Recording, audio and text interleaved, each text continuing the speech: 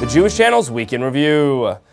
Bernard Madoff gets the maximum, and we get interviews with the victims of his fraud, swastikas in one of the most historic American Jewish communities, the rabbi leading the charge for social justice sits down for a chat, Central Park becomes a Tel Aviv Beach, and more of the Jewish news that's changing your world in this webcast version of the Week in Review. Hello, and welcome to the Jewish Channel's Week in Review. I'm Stephen I. Weiss. Bernard Madoff will die in jail. He's been sentenced to 150 years of prison time, the maximum available, after pleading guilty to running a Ponzi scheme in which he bilked investors out of as much as $65 billion. That adds up to just under $1.2 million taken for every day he'll serve in jail. There's no way for him to repay that money, and that's why the victims of his scam were lined up outside the federal courthouse where he was sentenced. Rebecca Honig-Friedman was there. I'm here at the Manhattan District Court where Bernie Madoff has just been sentenced to 150 years in prison. We spoke to victims of his Ponzi scheme to get their reaction to the sentencing. Lost my life savings. I lost a lot of money. You know, it's as if I never worked a day in my life. Dozens of Madoff victims stood outside the court talking to the press, taking what some say could be their last chance to share their stories. This is really our last opportunity to be heard.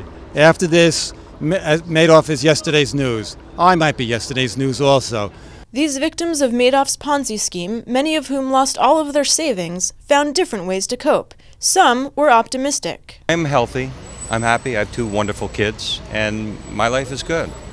And I'll survive this. One victim found an outlet for her anger in song.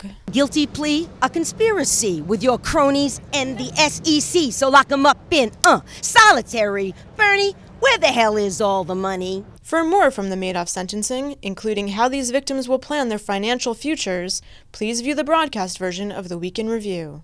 Thank you, Rebecca. Madoff's scheme was particularly damaging to Jewish charities, which in aggregate have lost hundreds of millions of dollars with Madoff alone, in addition to the overall downturn in assets of the past couple years. At least a handful of Jewish charities simply shut down as a result of the Madoff fraud, and of the hundreds of layoffs at Jewish organizations, many are directly attributable to losses resulting from Madoff's activities. But while the Jewish communities lost a lot of money, this week it gained a Democratic Jewish senator. Democratic candidate Al Franken has finally won the court battle to certify his victory in Minnesota, where he'll now be the junior senator alongside Amy Klobuchar, also a Democrat. In officially defeating Republican Norm Coleman, who is also Jewish, the U.S. Senate is now without a Jewish Republican for the first time since New York Senator Jacob Javits was sworn in 1957. Franken gives the Democrats 61 seats in the Senate, and the senator who gave the party its 60th seat, Arlen Specter of Pennsylvania, is also Jewish, and was previously a Republican senator who switched parties earlier this year. But don't let all this talk of political parties keep you from enjoying actual parties. Despite a very rainy summer in the Northeast so far, a Tel Aviv beach was imported to the heart of New York City for some Israeli fun in the sun. Christian Needon reports. 30 tons of sand were shipped into the middle of Central Park last Sunday to recreate the scene of a Tel Aviv beach party, marking the Israeli city's 100th birthday.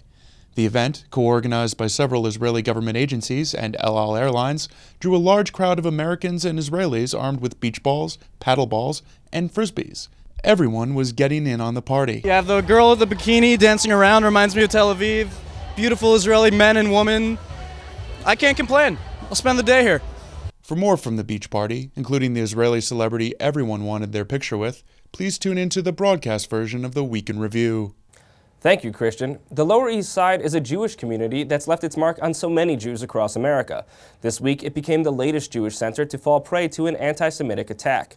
Margie Rauhut visited the community. Here at the 144-year-old Bialystoker Synagogue, one of the largest synagogues remaining on the Lower East Side of Manhattan, vandals desecrated the synagogue by painting a swastika on an external door. The swastika was removed soon after, but community members were still alarmed. It's such a beautiful place. Why should anybody have a grudge against it? For more on this story, including the two teenagers who confessed to these and other anti-Semitic crimes, watch the television broadcast version of the Week in Review. Thank you, Margie. Despite the fact that Jews are often seen as victims, an agenda of caring for the world's downtrodden is something many see as a core Jewish principle. One rabbi in particular has been pushing that charge these days, and Rebecca Honig-Friedman caught up with her this week. The rabbi most visibly leading the charge for social justice issues in the conservative community, Rabbi Jill Jacobs, is furthering her message with a new book, There Shall Be No Needy. Jacobs joined the rabbi of one of the most dynamic conservative synagogues, B'nai Jeshurun's Rabbi Rolando Madelon, to share the message of social justice at the Barnes & Noble on Manhattan's Upper West Side. It was a chance for progressive Jews to hear from two heavyweights of the conservative movement's social justice initiatives. Jacobs, whose book provides Jewish legal sources for her social and economic advocacy, explained her understanding of Judaism's economic vision.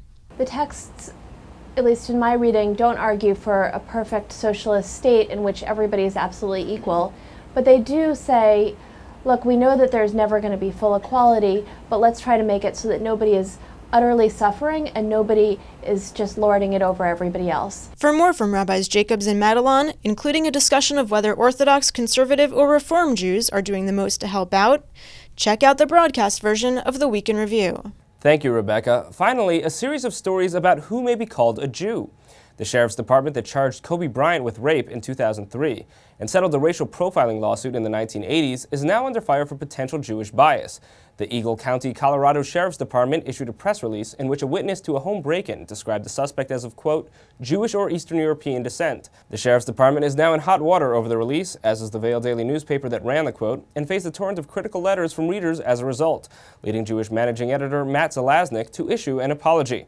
And in Israel, a Messianic Jew won a lawsuit against the chief rabbinate, which wanted to declare the individual's bakery non-kosher, or require more supervision in order for it to be considered kosher. Israel's Supreme Court said the rabbinate can't make special requirements not related to what goes into the food and how it's prepared, relying on a precedent involving a belly dancer from the 1980s, when the Supreme Court also ruled that the display of human flesh couldn't alter the kosher status of animal flesh served at catering halls.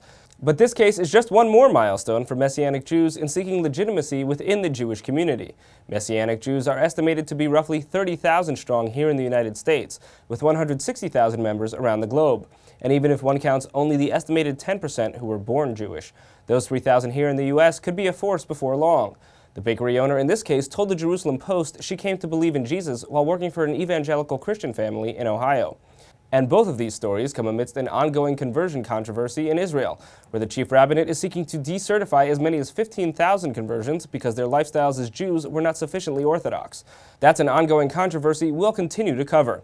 That's all for this week. For the full broadcast version of the Week in Review, including additional stories, interviews, and features, please stop by the Jewish Channel on cable. For more news and analysis during the week, please check out our blog at newsdesk.tjctv.com. From all of us here at the Jewish Channel, be well. The Jewish Channel is available on cable, IO Optimum Cable Channel 291, Time Warner Cable Channel 528, Verizon Fios Channel 900, and Cox Cable Channel 1. For more information, visit tjctv.com.